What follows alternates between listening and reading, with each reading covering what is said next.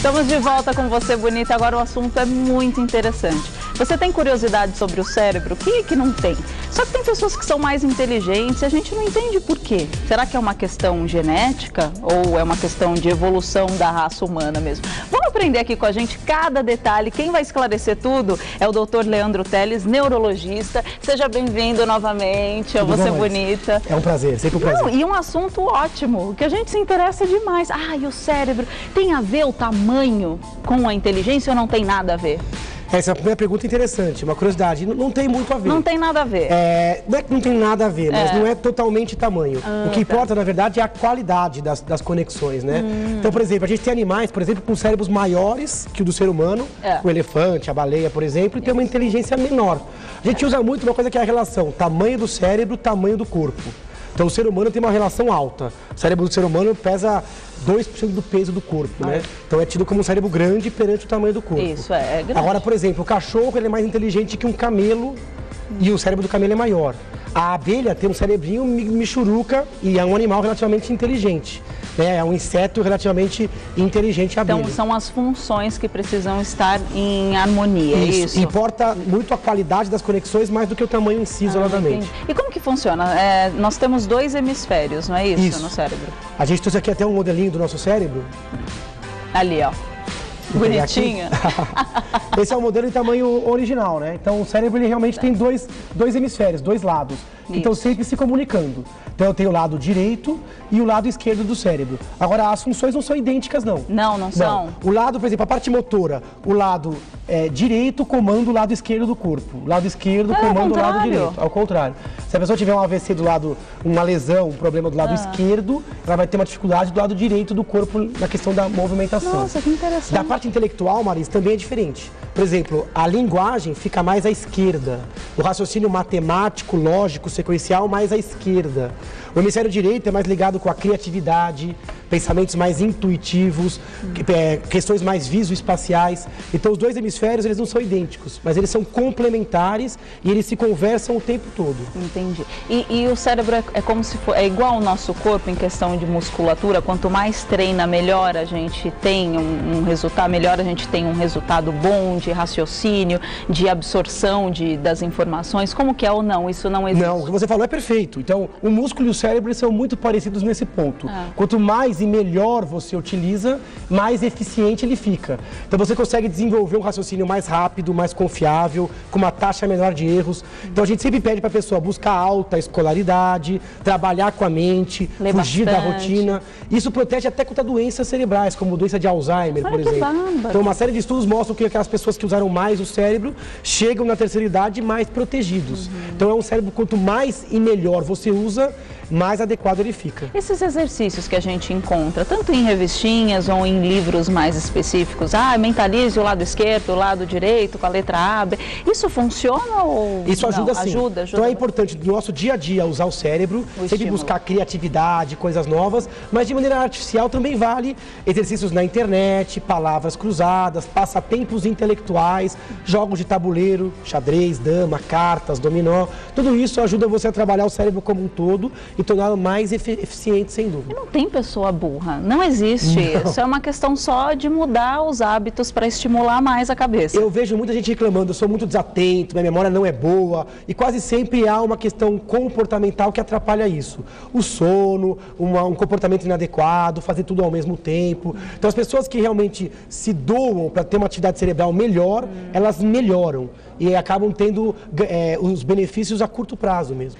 É curto prazo, você fala, vamos supor, uma pessoa que não tem o hábito de ler um jornal, enfim, ou de criar algum tipo de estímulo, até com esses exercícios que eu falei para você de revistinha, e aí do nada ela começa a fazer. Depois de quanto tempo fazendo essa prática, ela consegue ver uma melhora aí do raciocínio? Em torno de 3 meses, 6 meses, a pessoa já vai estar colhendo os frutos no trabalho. Isso é rápido. Uma menor taxa de erros, maior concentração, maior habilidade de memorização.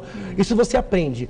Por exemplo, se colocar um piano na minha frente agora, eu não consigo tocar. A pessoa que é treinada para isso, ela vira um pianista. Já vai com facilidade. Então, o nosso cérebro, ele depende muito do estímulo externo. Então, o estímulo externo, ele torna o cérebro mais apto. A pessoa que faz o mesmo trabalho durante anos e anos e anos, ela faz com mais facilidade, uma menor taxa de erros. Fica então, é possível no piloto estimular. automático que já está tudo acertado ali, já aprendeu? Exatamente, você automatiza parte do processo e o cérebro ganha um tempinho para criar, para fazer algo mais sofisticado naquele momento. Então você consegue melhorar a atenção, memória, criatividade. Dá para ficar mais criativo? Dá para ficar mais criativo sim. É só investir tempo e força de vontade que você consegue. Maravilha. Agora, em relação aos homens e as mulheres, que a gente fala, tem uma diferença, e eu estava vendo que existe uma diferença. Os homens, felizmente, que bom, não vou falar infelizmente, tem o cérebro um pouquinho maior do que o nosso, do que o das mulheres. Por que isso acontece? Isso é verdade, isso é uma questão genética e evolutiva. O homem, no caso da raça humana, ele tem o cérebro mais pesado e maior. Tá. Mas lembra como a gente começou nessa entrevista, o tamanho não é o que representa.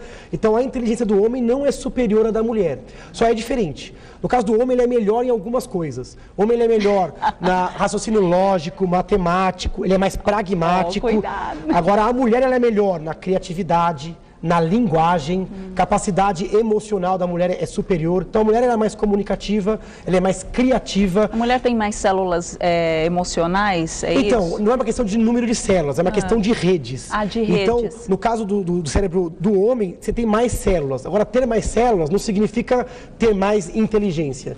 Então, depende de como aquelas células são usadas. Então, dá para dizer que os homens desperdiçam mais células e as mulheres tiram proveito adequado daquela quantidade menor. Mas faz muito sentido, a mulher é completamente emoção e o homem é mais lógico. Um pouquinho mais racional. Trabalha com raciocínio lógico. A gente fala isso de maneira populacional, mas é óbvio que tem mulheres que são ótimas em matemática, então tem algumas mudanças que são individuais, mas de modo populacional as diferenças são marcantes. Isso é genético, é anatômico, agora também é hormonal. É cultural. O homem tem mais testosterona, a mulher tem mais estrógeno, progesterona. É um conjunto de diferenças É um conjunto de coisas que leva a essa diferença que eu acho que é muito saudável no dia a dia. E escuta, o cérebro ele pode controlar a razão e a emoção? Sem dúvida nenhuma. Antigamente o pessoal falava, não, antigamente, até hoje, o coração é a emoção e o cérebro é a razão. Isso é uma abobrinha, eu acho que é até uma injustiça com o cérebro, O cérebro ele comanda a razão na parte mais superficial e comanda a emoção também na parte mais profunda. O coração, na verdade, ele é uma bomba muscular que fica só empurrando o sangue para alimentar o cérebro e os outros órgãos. Entendi. Nossa, eu tenho várias perguntas. É muita coisa, Eu nem sei por onde chegando perguntas, o pessoal em casa deve estar curioso. Tem várias aqui chegando. O cérebro sente dor?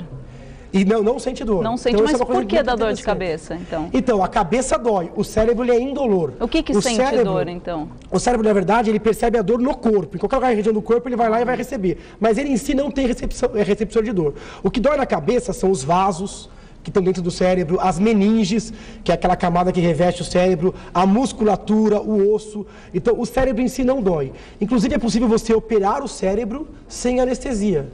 Você pode cortar, abrir o crânio. Na hora que você quer mapear, por exemplo, uma função, você pode acordar o paciente, estimular e até cortar o cérebro sem o paciente não sentir absolutamente nada, dor nenhuma. É impossível sentir dor na estrutura cerebral. Que bárbaro. Então isso é fascinante. Tem até uma cena daquele filme, que é um filme conhecido, que é o Hannibal, que é uma cena que ele corta, enquanto ele conversa com a pessoa, ele corta o cérebro. É uma cena extremamente forte, mas é uma cena possível. É uma cena que é possível ser real, porque o cérebro realmente não dói e você cortar o cérebro, a pessoa pode não perceber que está sendo cortado. E quando a gente vai dormir, os sonhos que a gente sempre fala, e fica ali, parece que o cérebro continua ativo. E ele continua, de fato? Sem dúvida nenhuma. Então, o nosso sono não é uma fase do dia passiva.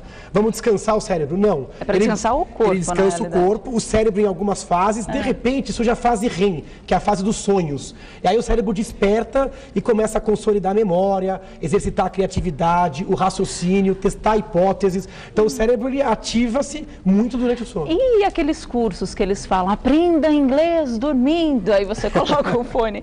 Isso funciona se é que o cérebro continua? Isso funciona mais ou menos, porque o aprendizado ele depende muito da vontade, da questão voluntária, da questão consciente. Então, o aprendizado é melhor quando você está acordado. É melhor você estudar, por exemplo, inglês ou qualquer outra coisa, acordado, dormir e consolidar, organizar esse Ele fica ativo, mas não consciente. É ativo, mas não totalmente consciente. Não totalmente consciente. Por isso que você não consegue manipular totalmente o seu sonho. Apesar que você consegue manipular um pouco, né? Tá certo. Gostaria de saber se o esquecimento dela é normal. Ela está esquecendo praticamente de tudo que acontece. Eu acredito que pode até ser o estresse, não pode? Ela não passou a idade dela, não, né? Não. Há 24 anos. É nova. É super nova. Agora, isso que a Lucimara está sentindo, muita gente em casa também deve estar sentindo. A gente tem hoje em dia uma epidemia de pessoas esquecidas, né? Isso. Ou que acham que não estão lembrando como lembravam antigamente, né? Então, nesta idade, de modo geral, a dificuldade é comportamental. Fazer coisas ao mesmo tempo, grau de estresse, ter que chegar o sono, tem que checar também outros órgãos. Por exemplo, a tireoide, quando ela dá uma balançada, dá esquecimento. Olha. Depressão, ansiedade. Eu vejo muita gente ansiosa, né? Aí você joga o seu foco no futuro e acaba esquecendo de fixar coisas do presente. Se o negócio realmente for exagerado, atrapalhar o dia a dia, o ideal é procurar um neurologista, procurar um médico que ele vai saber guiar e resolver o problema o quanto antes, antes que você realmente tenha problemas no trabalho, na parte social, né? É horrível, né? Esquecer um aniversário, o nome de alguém, né? Isso, então, você pode perder grandes amigos por conta de uma atitude, esqueci de ir no aniversário, de dar um beijo, mandar beijo, enfim, acontece. Agora, em relação à capacidade cerebral, a gente conhece muitos gênios aí pelo mundo, mas muitos, que eu digo. Raramente nasce um. E com 4 anos de idade você vê crianças já terminando uma faculdade, uma coisa que é um QI muito elevado. Por que alguns têm mais e outros menos? Tem a ver com aquela boa conectividade na rede, que a gente brinca que fala que o cérebro parece um HD, né? Parece um computador, faz essa analogia, né? Agora, tem a ver sim. Então, em grande parte, a inteligência é determinada geneticamente e estruturalmente. Ora, não é só isso. Depende também de nutrição, de estimulação. Se nascer um gênio num lugar totalmente... Vamos supor, se o Messi tivesse nascido... Se fosse um esquimó, por exemplo, não tivesse visto uma bola, ele não desenvolveria aquele talento dele. Então, você precisa ter, realmente, a genética apropriada e o estímulo também adequado. Mas a inteligência é, em grande parte, sim, genética. Agora, tem vários tipos de inteligência. A gente usa muito a inteligência do QI, né? Isso. Agora, tem inteligências emocionais, tem pessoas que são hábeis socialmente, tem perfil de liderança. Então, tem vários tipos de inteligências, racionais, emocionais, sociais. Então, a gente não pode ficar tão amarrado na questão do QI e naquela inteligência cartesiana da escola, né? Mas então, daquela questão que falam que a gente usa 5, 6% da capacidade cerebral, isso é um conjunto de inteligências, não é só para o lado racional ou também é emocional? Como esse número é um número que eu, por exemplo, não gosto de usar. Isso até é uma coisa que seria uma afronta à natureza. Quer dizer, a obra-prima da natureza é o cérebro humano. É a estrutura biológica mais desenvolvida. Falar que o ser humano só usa 10% ou 5% seria como falar que a natureza é burra. Então, na verdade, a gente usa grande parte do nosso cérebro. Num dia ou numa atividade intelectual ou criativa, você usa quase 100% do seu cérebro. 80%, 70%, 90%. Então, isso não existe. Isso não existe. Não tem nenhum estudo que mostra que você só usa 10%. Porque depois vem um monte de gente falar assim, então os outros 90% é sexto sentido, é alguma outra coisa. Não. Então a gente usa grande parte do nosso cérebro. Talvez não adequadamente. Por isso eu acho que todo mundo em casa dá para melhorar um pouquinho e chegar ao 100% real. Eu vejo as pessoas usando o cérebro, mas de forma inadequada, não chegando no seu 100%. Até para a gente fechar, me fala algum estímulo além da leitura, assim, algum exercício. Tem um monte de coisa que você pode fazer. Então, por exemplo, vai atender um telefone, tentar adivinhar quem é a pessoa antes de perguntar o nome. Ou, por exemplo, mudar o caminho de casa para o trabalho, vivenciar sempre o novo, conversas diferentes, não ficar sempre do mesmo jeito. Mudar, por exemplo, o seu ambiente de trabalho, mudar a casa, né? O pessoal fala que se você muda os móveis de lugar, isso já muda. Inverter os talheres, por exemplo, aprender um idioma novo, um esporte novo, um novo hobby, colecionar uma coisa diferente. Então, você tem que sair daquela inércia. A rotina é o inimigo do cérebro. A automatização é o inimigo do cérebro. Tem que chacoalhar, mas sem exagero. Fazer uma coisa de cada vez, saber a hora de descansar, tirar férias, usufruir do seu fim de semana. Até ia perguntar sobre a fadiga em questão, que tem pessoas que estudam bastante. Sei lá, um exemplo, vai fazer um curso de inglês intensivo por 6 meses, estuda 4 horas por dia, sem parar e só vive aquilo. Chega uma hora que a pessoa tem a sensação de que não está absorvendo como no começo. E isso não pode, é exagero. Tem que dar uma pausa, tem que esperar o cérebro assimilar tudo aquilo para dar continuidade, não é isso? Sem dúvida nenhuma, senão ele vai jogar no lixo esse tempo. O cérebro consome muita energia. Eu falei, o cérebro pesa 1,3 kg só, mas ele usa 1/5 da energia do corpo, 1/5 do sangue. Então a prova de que a gente usa o cérebro inteiro é esse. Você se cansa de tanto pensar, de tanto estudar, tem que descansar para o cérebro organizar o meio de campo. Às vezes é melhor fazer um curso mais prolongado, menos intensivo, sem dúvida o seu rendimento vai ser melhor. E em relação à nossa evolução, que todo mundo fala, mas essas crianças que estão nascendo hoje, que estão vindo mais inteligentes, isso é natural da raça humana? A tendência é vir mais rápido, mais inteligente, entendendo de tudo muito rápido. As crianças falam mais rápido hoje, aprendem a falar mais rápido. Então, se Darwin está certo, a gente imagina que ele esteja certo na evolução, a tendência é sempre você criar indivíduos mais adaptados. Então, o que a gente chama de inteligências é uma adaptação. Então, a cada geração, a gente vai tendo uma adaptação melhor. Por isso, a gente tem crianças hoje em dia mais adaptadas à velocidade de informação agora. São mais inteligentes ou não, às vezes em uma ou duas gerações é difícil de perceber. Mas, certamente, a tendência da natureza é sempre evoluir para indivíduos mais adaptados. Minha impressão é que as crianças nascem mais adaptadas à nossa velocidade, à nossa tecnologia atual. Mas a humanidade se adapta rápido. Se você for voltar lá atrás e ver como era, a gente não tinha internet, não tinha nem TV, não tinha absolutamente nada e vivíamos bem. Vivíamos bem e construímos tantas e tantas coisas sem ter telefone, sem ter tecnologia nenhuma. Isso. Adorei, doutor Leandro. Gostei, nossa, super curioso. Então vamos estimular aí todo mundo o cérebro, fazendo exercícios, fazendo bastante leitura e mudando os hábitos, saindo da zona de conforto. Que eu acho que zona de conforto no sentido geral não faz bem para ninguém. Não faz bem para nada. Para nada. Doutor Leandro, muito obrigado. Vou passar seu site que é www.leandroteles.com.br www.leandroteles.com.br. Obrigada de verdade, foi muito bom. Eu agradeço, muito, me dá um beijo. Até a próxima. Até a próxima. Tchau, tchau. Nossa, mandou muito bem. Interessante, né?